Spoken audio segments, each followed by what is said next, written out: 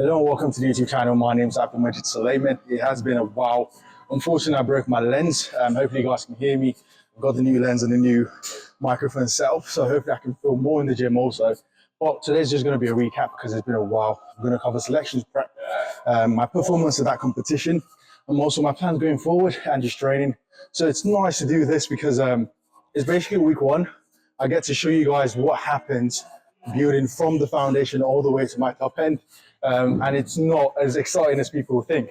So today I've literally got some SSB, I've got some bench, I've got some deadlifts. So I'll talk through the movements. But yeah, we'll start getting warmed up. I've got some more on the bar already. Get moving, get my heart rate up. I've got some hot water bottle because I'm freezing in this gym. But as always, let's chill, let's have some fun. And I'll catch you guys in 2 seconds.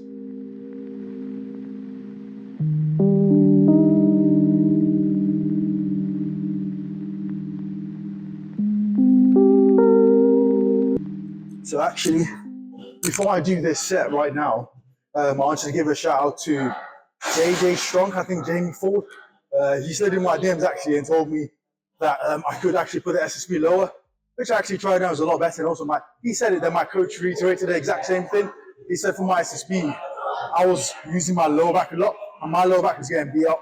But basically all I've changed is, if you look right now, before I would start in this position and on rack, right now, what I'm trying to do is really get that SSB further down my back and then squat from this position rather than squatting from this position. It feels good, a lot better, more in my legs rather than my lower back. But this is literally just my second set right now.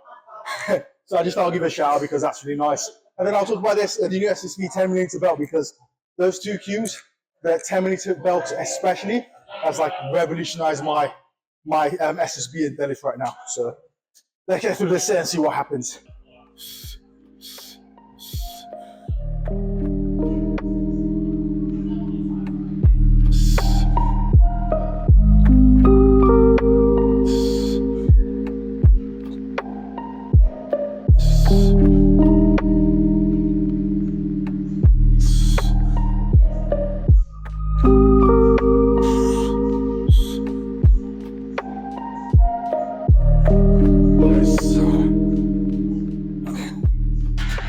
So, literally just completed the last set right now. 200 actually felt a lot better with the new positioning. I wanted to show you guys the 10 and then SBD belt because I actually haven't had the chance to do a review for it, just because of everything that's been happening. So I'll come up a little bit closer.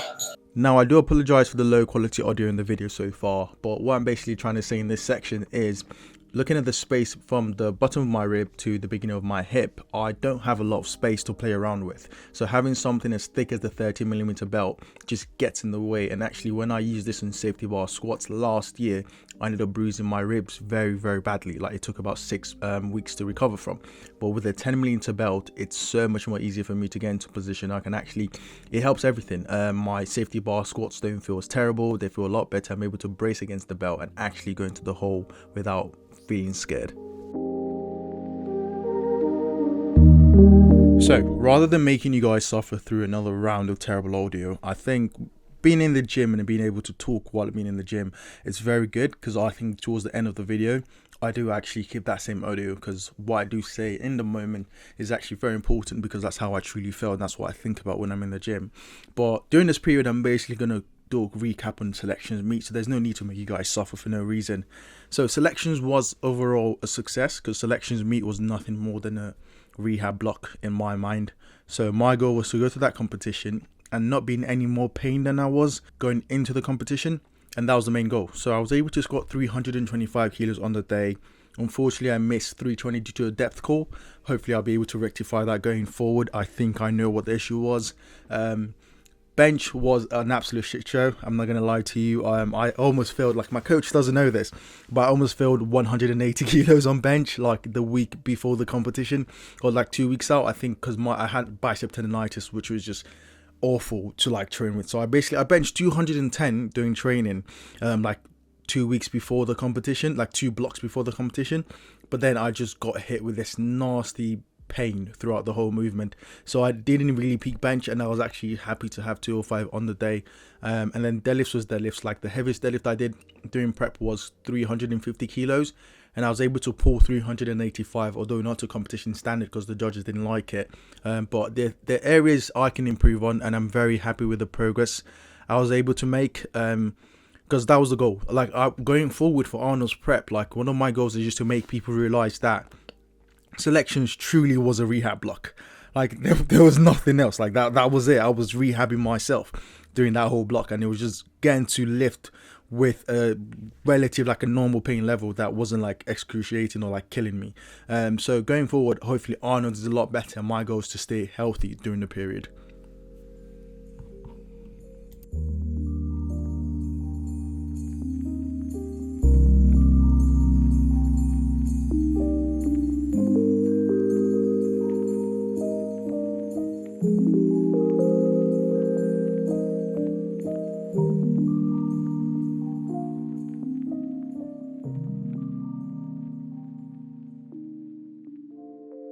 Right, so we have 260 right now. This should be my last warm-up before my top set. It's basically just week 1, so there's not an awful lot going on right now. My sumo technique was a bit weird because my hip is still recovering, honestly. So we'll see how 260 for 4 moves, and then we'll go from there. Hopefully 280. I think we'll cap it to 280 top set. Well, yeah, let's see.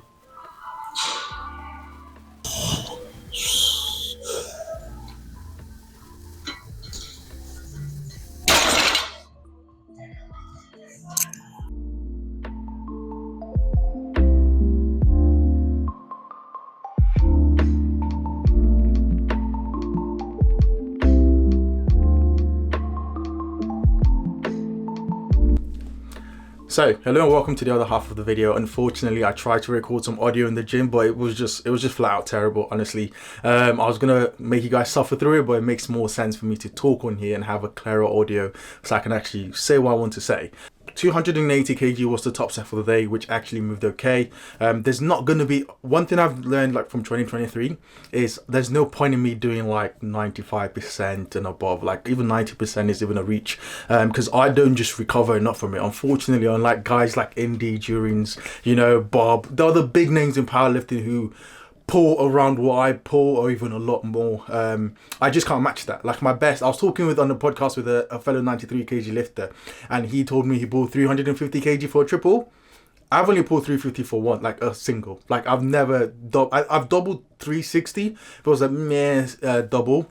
So it's gonna be an interesting one. So I'm just gonna kind of maintain that level of sub max, but it's not sub max for me. It's hard work. Like it's actually tough. So I did 280 for a triple, which was okay. This block we're probably just gonna cap it to maybe 325, 330, maybe even 320. You know, the goal, the priority is to stay healthy rather than push, which I've done previously, where I'll be pushing aggressively to get that 370. I'm just going to take what's there during the block and not just focus on staying healthy rather than pushing away. Also, my hip is getting to a good level. There's still areas that suck, you know, a lot of single leg work is still hard. Like single leg step ups are basically impossible. Lunges, I'm progressing there. And I'm walking downstairs normally and not walking backwards just to like reduce the pay levels. But we're getting there, we're getting healthy. That's the main priority for 2024. It was very interesting watching like a lot of people talk about their goals and like saying, oh, I want to squat this, I want to squat 300, 200, bench 250 and whatnot.